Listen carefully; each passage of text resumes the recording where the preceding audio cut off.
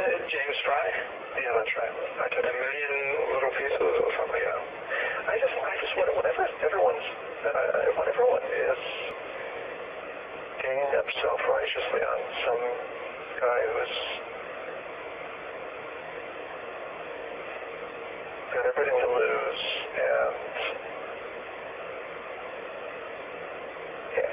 it really, like the whole, I don't know if you saw the column I wrote for NRO about Larry Craig. Yeah, I read that. Everyone jumping on this guy. It's something about it. Maybe it's just that I'm a contrarian, and when everyone else is feeling self-righteous about condemning someone, I don't like to be part of that. I don't like to be part of that crowd, and I always try to be condemning things that people are not, other people are not condemning. But something would make, if I had the choice to expose a plagiar or an instance of plagiarism, I think what I would do is I would point it out to the person and let him know that I've got his number, and put a little bit of fear into him that way, but not expose him. Are you a contrarian? I guess you could say that I am. So wouldn't that be part of the reason that you choose to live in blue areas? Because, the whole thrust of your work was... Someone could probably deconstruct almost all my writing by saying, "But you're a contrarian." But as far as my choice of where to live, I don't think that...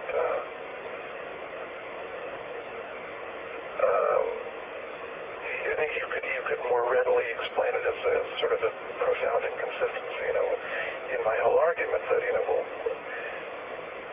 what I'm saying is true, if what the Torah is saying, if what the Torah says in this parsha is true, then you would think that societies that are God-centered would prosper and be lovely, wonderful, beautiful places to live. The places that are not God-centered would be pits. That is what this parsha would seem to suggest. I think anyone who takes the Torah seriously would have to ask himself, why is that not the case always? Seattle is not a pit. It has a lot of problems, and I try to document them in the book, and because I think they're suggestive and they show a pattern of correlation between secularism and cultural problems. Where would you be if you didn't have liberalism and secularism to fulminate against? I guess I would be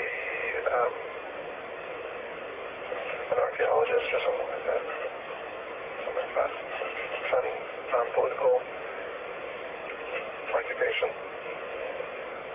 Did you write about Noah Feldman's New York Times Sunday magazine piece? Well, not really. I wrote one little comment on one of the blogs here whoring. So somebody who had written, and I wrote a little comment. That's the only thing I wrote. Do you have any thoughts on that episode that haven't been stated elsewhere? No, not really. It's just, I find something a little bit uninspiring about modern orthodoxy, and I can kind of see why this guy might have felt unexcited by it,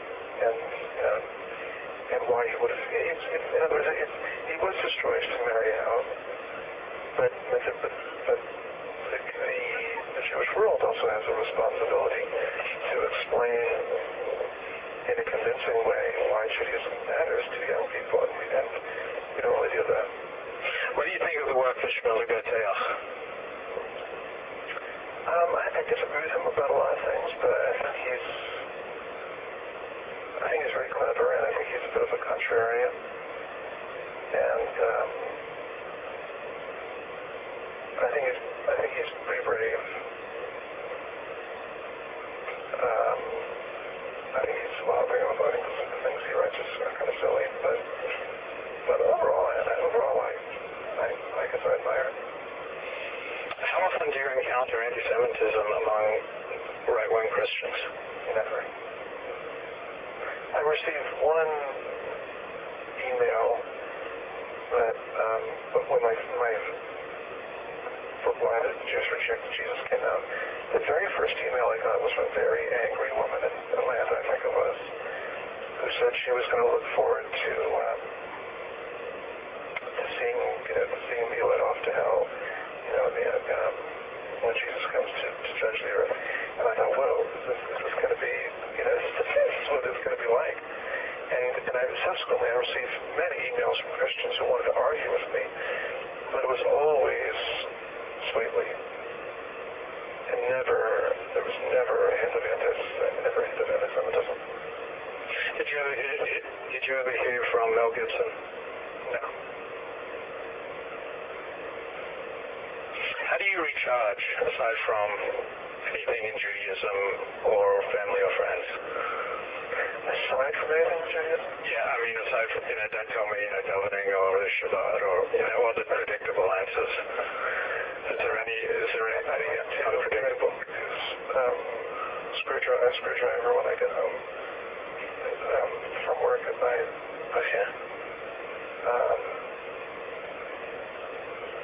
Anything else you would like to? I like to see the ocean. I like to see big bodies of water. Do you like boxing or no? Football? No. I very much like big bodies of water. That's what I like to. If I have time to get out of lakes or oceans. What are the most significant ways your Judaism has changed over the past 5 years?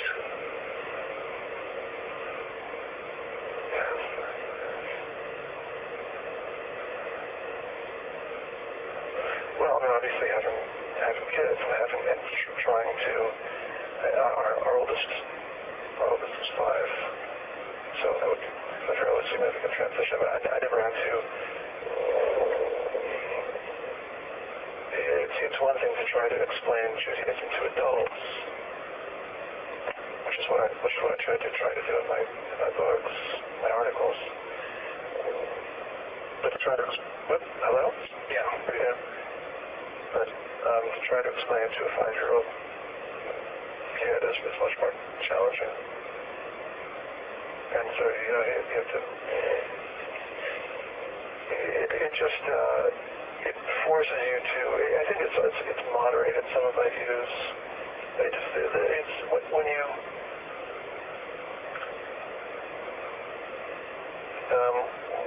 When you have. It's like I always wonder with people who are atheists. I always ask them if they have. Whenever I encounter them, I always ask them if they have kids. They rarely do. Because you have to. One of the challenges of having kids is trying to explain to them why things are right and wrong, and why life matters, and why there's a world in the first place, and it forces you to confront really basic questions that without kids you may have the luxury of not having to face. So I try to explain the Parsha in a really simple way. It's something I didn't have to do before. What enthuses you and what depresses you about Jewish life as you experience it? What enthuses me?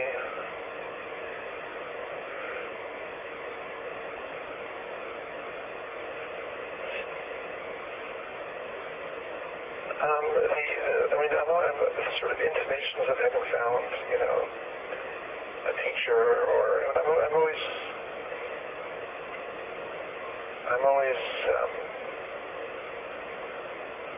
looking for someone who can explain it all to me, and sometimes I think I found such a person, and then I realize I haven't, and I'm always, I guess I'm always, in a sense, searching for a guru.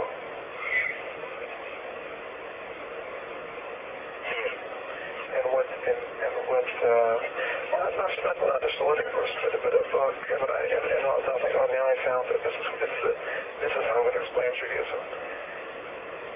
And then I'll read more, and I realize, wow, I can't, this doesn't quite do it, and I'm still trying to figure out an overall hashkafa of